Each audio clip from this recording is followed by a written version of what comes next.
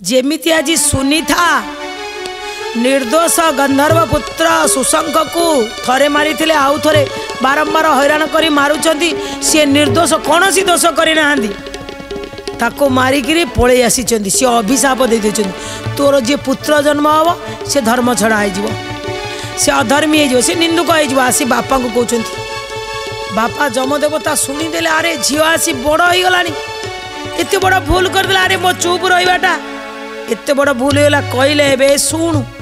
जाचु निर्दोष को मारिले कौन कौन हम ना निर्दोषी भितर जो पाप थाए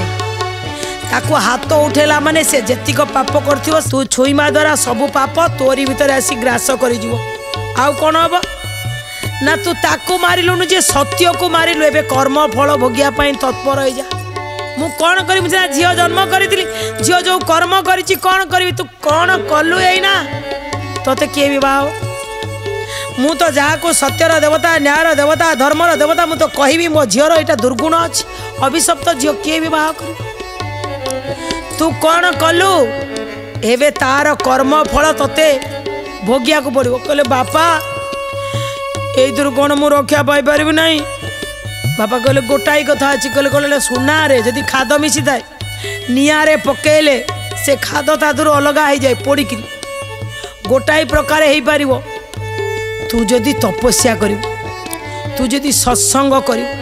तू जा तप करू जंगल को सी कौन तपस्या कर तेते पठेबी तपस्या करे तोर जो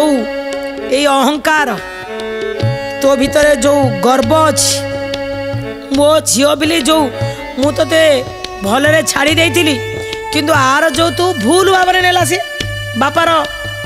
जो प्रतिभा अच्छी से प्रतिभा को अलग अर्थ रे लगेला किंतु आपाई तोते तपस्या करिया को पड़िबो झील एबे कौन कले बापा कथा मानी तपस्या करिया पाई जंगल को चलिले बापा को प्रणाम कले बापा मु जाउची तपस्या करिया पाई किछि दिन तपस्या रे बसी बसी बसी बसी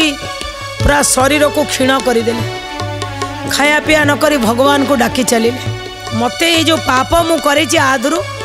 मते केमती मुक्ति कर बापांकर मोर दुख मते किए विवाह करिवो आउ मु कौन करी सांग माने सब अफसरी माने आसिक रंभा मेनका सब पहुँची कन्या को बुझे जदि जड़े ते अभिशाप देछि से अभिशाप कौन सांगे सांगे पड़ो तू तपस्या छाड़ी दे ये तपस्या छाड़ी देछंती दर्शक बंधु